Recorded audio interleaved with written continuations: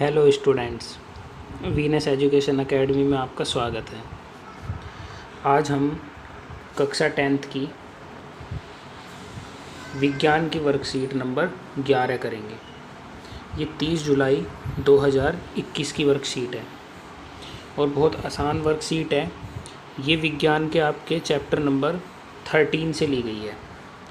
तो देखिए, पहले इसके बारे में थोड़ा सा पढ़ लेते हैं, जिससे कि ये वर्कशीट हमें काफ़ी अच्छे से समझ आ जाए और इसे करना थोड़ा सा इजी हो जाए। ठीक है, तो चलिए शुरू करते हैं।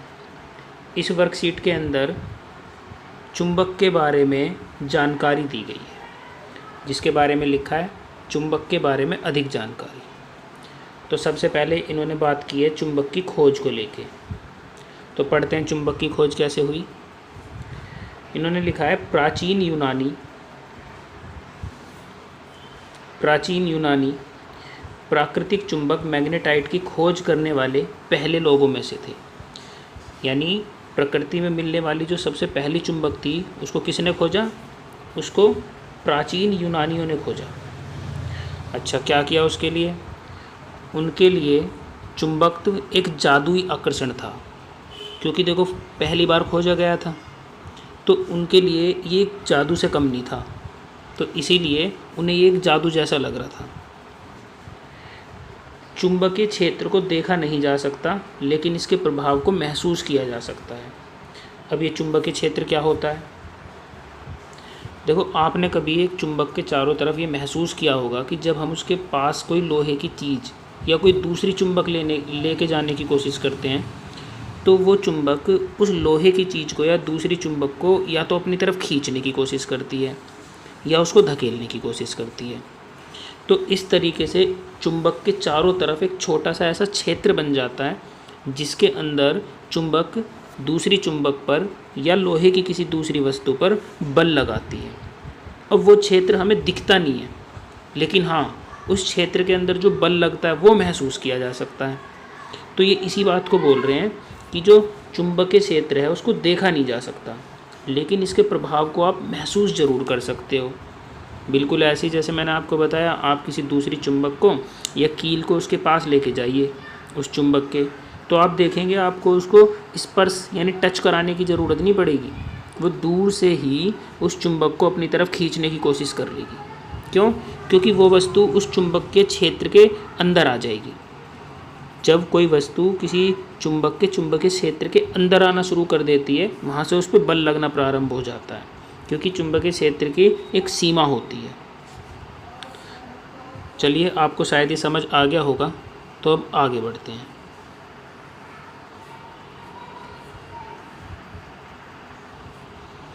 अच्छा, आगे ये लिखते हैं कि मैग्नेटाइट, इस वर्ड को थोड़ा ध्यान देना। मैग्नेटाइट क्या है? मैग्नेटाइट ये एक चट्टान है और एक प्राकृतिक चुंबक है। यानी प्रकृति में मिलने वाली जो चुंबक है वो मैग्नेटाइट है। इस वर्ड को याद रखना। और ये किससे भरपूर होती है? ये आयरन से भरपूर होती है। आयरन का मतलब होता है लोहा। आयरन का मतलब होता है लोहा। ठीक है, इसलिए चुंबक ज़्यादातर लोहा या लोहे से बनी वस्तुओं को अपनी ओर आकर्षित कर लेती है। आगे लिखते हैं, कुछ धातुएं चुंबकीय भी बन सकती हैं। यानी कुछ धातु ऐसी हैं जिन्हें आप आसानी से चुंबक भी बना सकते हैं। तो इनमें लोहा तो है ही, क्योंकि प्राकृतिक चुंबक भी लोहे से ही बनी है। लेकिन इसके अलावा दो धातुएं और हैं जिनको आपको याद रखना है। एक है कोबाल्ट और एक है निकल। ये दोनों धातुएं अपने गुण चुंबक जैसी रखती हैं। अच्छा, लोहे का आप थोड़ा सिंबल याद रखना। लोहे को हम Fe से रिप्रेजेंट करते हैं, F बड़ा E छोटा। ऐसे ही कोबाल्ट को रिप्रेजेंट करते हैं C बड़ा O छोटा। ये कोबाल्ट के लिए सिंबल होता है। और ऐसे ही आप निकल को रिप्रेजेंट करेंगे N बड़ा और I छोटा। ठीक है, ये केमिस्ट्री में बहुत काम आते हैं सिंबल, और आपको इनको याद रखना है। अच्छा, आगे बढ़ते हैं। यहाँ पर लिखा है, यदि आप एक चुंबक को एक गैर चुंबकीय लोहे की पट्टी पर निरंतर एक ही दिशा में रगड़ते हैं। यानी आप एक चुंबक लीजिए, देखिए जैसे यहाँ पे रगड़ रहा है, हाथ में एक चुंबक लीजिए आप, और उस चुंबक को एक लोहे की पट्टी पे, जो कि क्या है, गैर चुंबकीय लोहा है, यानी उसमें लोहे के गुण, उस लोहे में चुंबक के गुण नहीं है, तो उस पर आप क्या करिए, उस चुंबक को एक दिशा में निरंतर रगड़िए, मतलब एक ही दिशा में रगड़िए। कैसे? अगर आप नीचे की दिशा में ऐसे रगड़ रहे हैं तो फिर दूसरी बार उसको रगड़ते हुए ऊपर नहीं ले जाना, ऊपर ऐसे उठा के ले जाना है, और उठा के ले जाने के बाद फिर उसे दोबारा यहाँ से शुरू करते हुए रगड़ देना नीचे की तरफ। मतलब जब आप चुंबक को लोहे की पट्टी पर रगड़ेंगे तो आपको सिर्फ एक ही दिशा में रगड़ना है, दूसरी दिशा में आपको उसे सिर्फ उठा के उसके ऊपर रखना है। अच्छा, इससे क्या होगा? इससे ये लोहे की पट्टी धीरे धीरे चुंबक बनती चली जाएगी, इसमें भी चुंबक के गुण आ जाएंगे, और इसी वजह से इस प्रक्रिया को चुंबकीयकरण कहा जाएगा। इस प्रक्रिया को क्या कहा जाएगा? चुंबकीयकरण। तो याद रखिए, और ये आप घर पे भी कर सकते हैं, ये इतना कठिन एक्सपेरिमेंट नहीं है। तो आई होप आपको ये समझ आ गया होगा। तो अब आगे चलते हैं। अब आगे का टॉपिक है विद्युत और चुंबकत्व। देखिए, विद्युत को हम इलेक्ट्रिसिटी बोलते हैं, इलेक्ट्रिसिटी, ठीक है, हम क्या बोलते हैं? इलेक्ट्रिसिटी। और चुंबकत्व बोला जाता है चुंबक के अंदर के गुण को। जैसे चुंबक है तो चुंबक किस वजह से किसी लोहे की चीज़ को या दूसरी चुंबक को खींच पा रही है? क्योंकि उसके अंदर चुंबक वाला गुण है। तो चुंबक के अंदर चुंबक वाले गुण को चुंबकत्व बोलते हैं, ठीक है। तो अब इन दोनों के बीच में जो संबंध है वो यहाँ पे समझाने की कोशिश की गई है। देखिए, पढ़ते हैं फिर इसको। इलेक्ट्रॉनों के प्रवाह को विद्युत कहते हैं। इलेक्ट्रॉन क्या है?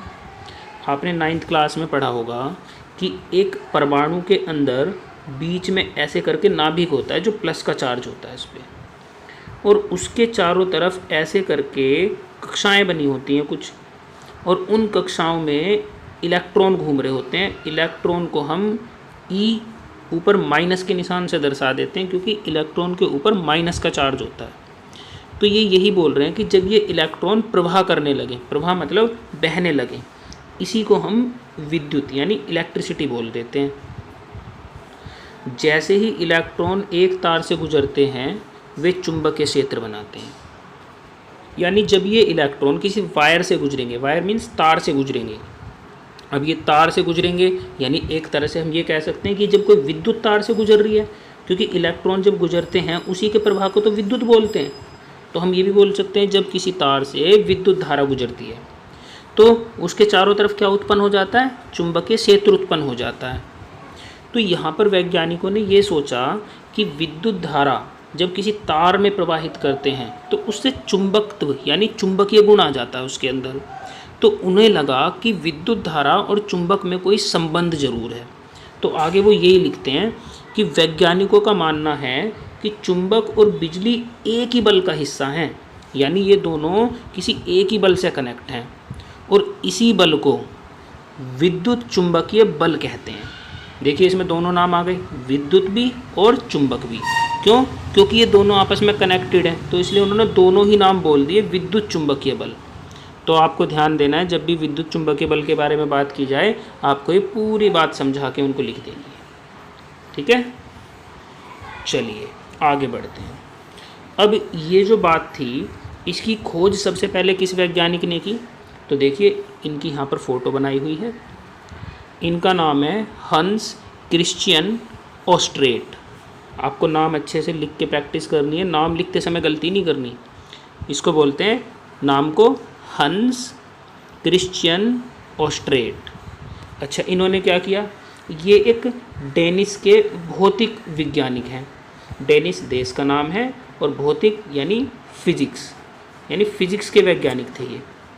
अच्छा, इन्होंने क्या किया? इनका नाम ही लिखा हुआ देखो आगे। इन्होंने क्या किया? विद्युत चुंबक की खोज की।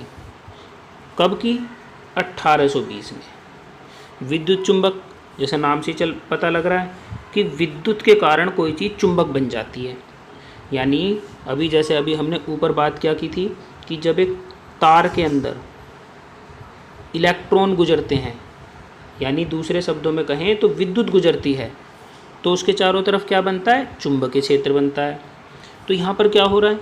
विद्युत के कारण कोई चीज़ चुंबक बन रही है, और जब कोई चीज़ विद्युत के कारण चुंबक बन रही है तो इसका ये मतलब हुआ कि उसे हम विद्युत चुंबक कह सकते हैं, क्योंकि उसके अंदर जो चुंबकत्व गुण आया है वो विद्युत के कारण आया है।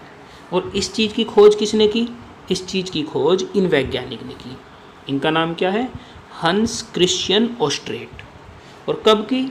सन 1820 में की।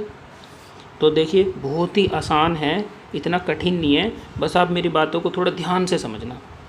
अच्छा, फिर क्या हुआ? अब जब कोई चीज़ खोज ली जाती है तो फिर उसमें ये कोशिश की जाती है कि इसे हम मानवता के लिए यानी मनुष्य के लिए कैसे यूज़ करें, यानी इस्तेमाल करें। और यूज़ करने के लिए उसमें कुछ सुधार करे जाते हैं। तो यही हुआ, इस खोज से लोगों के जीने के तरीके में भी सुधार आ गया। कैसे सुधार आ गया? क्योंकि जब इस विद्युत चुंबकत्व की खोज हुई, तो देखो इसके बेस पे क्या क्या चीज़ें बन गई। इलेक्ट्रिक मोटर इसके बेस पे बन गई, इलेक्ट्रिक जनरेटर का डिज़ाइन इसके बेस पे बन गया। और आज की डेट में हम जो जितने भी ऐसे उपकरण देखते हैं जिनमें मोटर इस्तेमाल होती है, जैसे washing machine, electric motor, mixer grinder, table fan, ceiling fan, wall fan, ये जितनी भी चीज़ें हैं जिनमें मोटर लगती है, आप बाकी उदाहरण खुद सोच सकते हैं। देखो इन्होंने हमारे जीवन को कितना सरल बनाया हुआ है। तो इससे क्या हुआ? लोगों के जीवन जीने के तरीके में बहुत सारा सुधार हो गया। ठीक है, आप समझ पा रहे हैं ना सारी चीज़ें जो मैं बता रहा हूँ? चलिए आगे बढ़ते हैं। अब इन्होंने अगले में विद्युत चुंबक को अच्छे से समझाने की कोशिश की है कि विद्युत चुंबक की खोज कर तो ली, पर विद्युत चुंबक बनती कैसे है? तो देखो बहुत ही सरल तरीका है विद्युत चुंबक बनाने का। वैज्ञानिकों ने एक लोहे के चारों ओर लिपटे कुंडलित तार में विद्युत धारा प्रवाहित कर, यानी इन्होंने एक ऐसे करके लोहे का एक क्या लिया, टुकड़ा लिया और उसके चारों तरफ ऐसे करके तार लिपेट दिया। ठीक है, इस तार में क्योंकि कुंडलियां लगाई गई हैं तो इसलिए इसे बोला गया कुंडलित तार। और इस तार को इधर से और इधर से खींच के और बस बैटरी से जोड़ दो, यानी इसमें क्या प्रवाह करा दो? इसमें प्रवाह करा दो विद्युत धारा। इसमें क्या प्रवाह करा दो? विद्युत धारा प्रवाह करा दो। और विद्युत धारा प्रवाहित होने पर हमने पहले ही पढ़ा है ऊपर कि विद्युत धारा प्रवाहित होने पर एक तार जो है अपने चारों तरफ क्या उत्पन्न करता है? चुंबकीय क्षेत्र। लेकिन जब हम इसे किसी लोहे की छड़ पर लपेट देंगे, यानी जब हम इसे ऐसे करके किसी लोहे की छड़ के ऊपर लपेट देंगे ऐसे, तो ये जो तार के चारों तरफ विद्युत चुंबकीय क्षेत्र बना है ना, ये बहुत ज़्यादा स्ट्रॉन्ग हो जाता है, बढ़ जाता है, ये बहुत मजबूत हो जाता है। और इसी वजह से ये जो चुंबक बनेगी ये भी बहुत मजबूत हो जाएगी और यही चुंबक फिर कहलाएगी विद्युत चुंबक। ठीक है, क्या कहलाएगी? विद्युत चुंबक। तो देखिए अब इस टॉपिक को अब दोबारा पढ़िए। वैज्ञानिकों ने लोहे के चारों ओर लिपटे कुंडलित तार में, यानी लोहे के चारों ओर लिपटे हुए ऐसे करके कुंडलित तार में, कुंडलित मीन्स ऐसे गोल गोल राउंड बना के, फेरे बना के, उस तार में विद्युत प्रवाहित करके इसे चुंबक बनाने का प्रयास किया और वो चुंबक बन भी गई।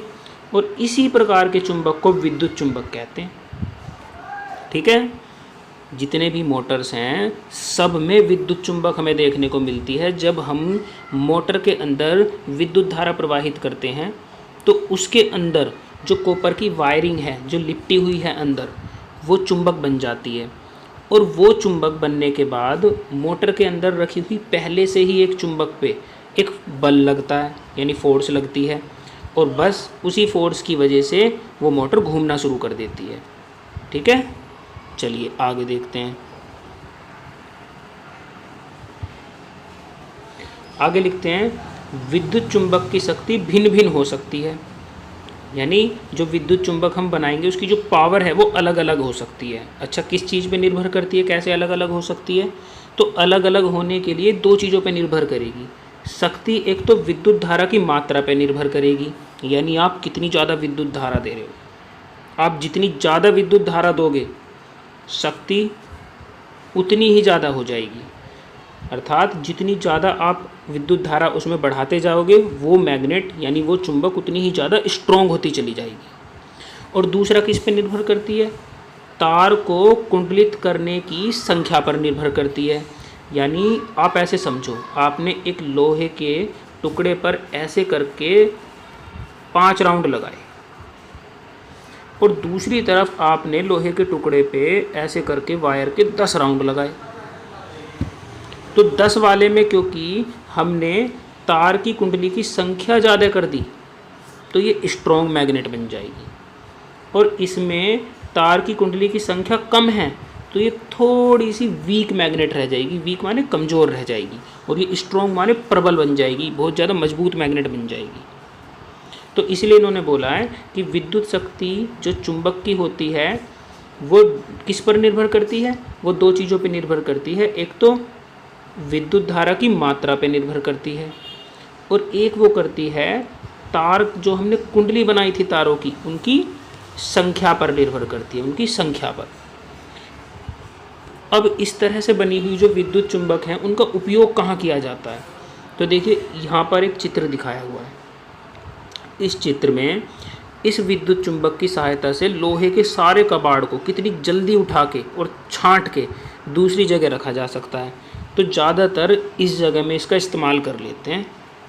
तो लिखा है देखो, उदाहरण के लिए कबाड़ खानों में कारों को उठाने के लिए, जो कार हैं या लोहे के कबाड़ हैं उनको उठाने के लिए शक्तिशाली विद्युत चुंबकों का उपयोग किया जाता है। शक्तिशाली जो बहुत पावरफुल होती हैं, और पावरफुल कैसे बनेंगी, या तो विद्युत धारा की मात्रा ज़्यादा दे दी जाएगी, या जो तार हैं उनकी कुंडली की संख्या बढ़ा दी जाएगी, और इस तरह से पावरफुल बन जाएंगी, यानी शक्तिशाली बन जाएंगी। अच्छा, आप समझ पा रहे हैं सब? ठीक है, आगे बढ़ते हैं। बस अब हमें इन क्वेश्चंस को देख लेना है। तो देखिए क्वेश्चंस कितने आसान हैं। सबसे पहला, उस चट्टान का नाम बताइए जो एक प्राकृतिक चुंबक है। तो बताइए याद करके, मैंने क्या बताया था, बोलिए बोलिए। हाँ, बिल्कुल सही, उस चट्टान का नाम है मैग्नेटाइट। Very good. तो देखिए हमारा पहला आंसर हो गया। चलिए अब दूसरा करते हैं। चलिए दूसरा क्वेश्चन देखते हैं। दूसरा क्वेश्चन क्या कह रहा है, चुंबकीयकरण क्या है। तो चुंबकीयकरण क्या है, इसको पता करने के लिए थोड़ा ऊपर चलते हैं। हमने पढ़ा था कि जब एक चुंबक के टुकड़े को एक लोहे की पट्टी पर हम एक ही दिशा में निरंतर रगड़ते हैं तो वह लोहे का टुकड़ा भी चुंबक की तरह व्यवहार करने लगता है। इसी को चुंबकीयकरण कहा जाता है। ये लिखा हुआ।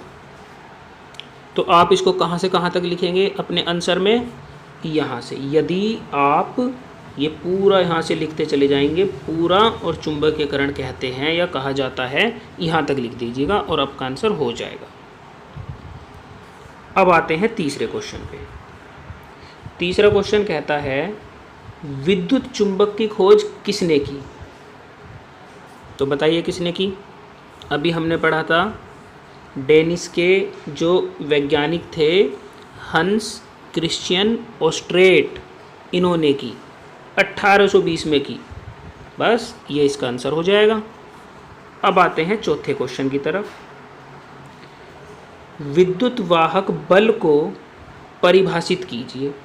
अच्छा, विद्युत वाहक बल को ऐसे समझिए, देखिए पहले वर्ड को समझिए। विद्युत वाहक यानी कोई ऐसी वस्तु जिसमें विद्युत आसानी से प्रवाह हो सके, तो उसे बोलेंगे विद्युत वाहक, क्योंकि उसमें विद्युत धारा आसानी से प्रवाहित हो सकती है। अच्छा, बल को हम सब जानते हैं, बल यानी फोर्स।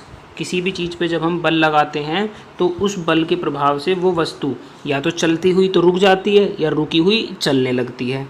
अब इन दोनों को जोड़ के समझते हैं। तो देखिए, यदि हम किसी वायर के अंदर यानी तार के अंदर विद्युत धारा को प्रवाहित करते हैं तो हमें पता है उसके चारों तरफ एक चुंबकीय क्षेत्र बनेगा कुछ इस तरह से, और उसी दौरान अगर हम इसके आसपास किसी चुंबक को रख दें, मान लीजिए चुंबक है, अब वायर भी चुंबक की तरह काम कर रहा है और ये भी चुंबक है, तो इस चुंबक पर इस वायर की वजह से, क्योंकि इस वायर के अंदर हम यानी तार के अंदर हम क्या प्रवाहित करा रहे हैं, विद्युत धारा, तो ये चुंबक एक बल का अनुभव करेगी क्योंकि ये इस तार के चुंबकीय क्षेत्र के अंदर आ गई। तो इस तरीके से विद्युत वाहक एक बल लगा देता है। तो इसी तरीके से हम इस विद्युत वाहक बल की परिभाषा देने की कोशिश करेंगे। अच्छा, कैसे बोलेंगे, तो देखिए हम ऐसे बोलेंगे, जब किसी तार में विद्युत धारा को प्रवाहित किया जाता है तो उसके चारों तरफ एक चुंबकीय क्षेत्र उत्पन्न होता है और इस चुंबकीय क्षेत्र के अंदर आने पर किसी चुंबक या अन्य लोहे की वस्तु पर क्या लगने लगता है? एक बल लगने लगता है और उसी बल को विद्युत वाहक बल कहते हैं। अब सबसे लास्ट का क्वेश्चन, विद्युत चुंबक क्या होते हैं और इसकी शक्ति को कैसे बदला जा सकता है? ये भी बहुत आसान क्वेश्चन है। देखिए इसका आंसर ऊपर ही लिखा है। इसको आप ऐसे बोलेंगे, यहाँ से लोहे के चारों ओर लिपटे कुंडलित तार में विद्युत धारा प्रवाहित करने पर चुंबकीय क्षेत्र उत्पन्न होता है और इस प्रकार बने हुए चुंबक को विद्युत चुंबक कहते हैं। ये तो आप विद्युत चुंबक की परिभाषा लिख दीजिएगा। और आगे उन्होंने बोला था कि इसकी शक्ति को कैसे बदला जा सकता है, तो मैंने बताया था और यहाँ भी लिखा हुआ है, इसकी शक्ति को बदलने के लिए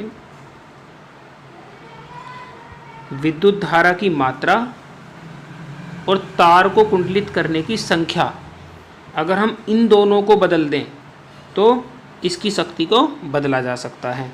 तो इसका आंसर कुछ ऐसे हो जाएगा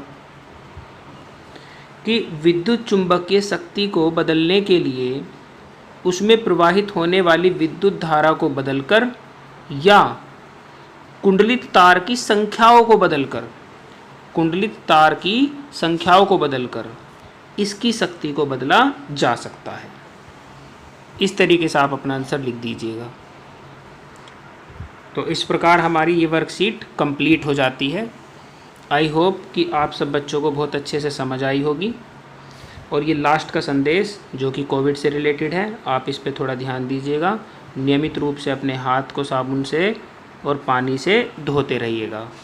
तो सेफ़ रहिए, घर पे रहिए और घर पे अच्छे से पढ़ाई कीजिए। मेरी वीडियो अगर पसंद आए तो इसे लाइक कीजिए, शेयर कीजिए और चैनल को सब्सक्राइब कीजिए। Thanks for watching.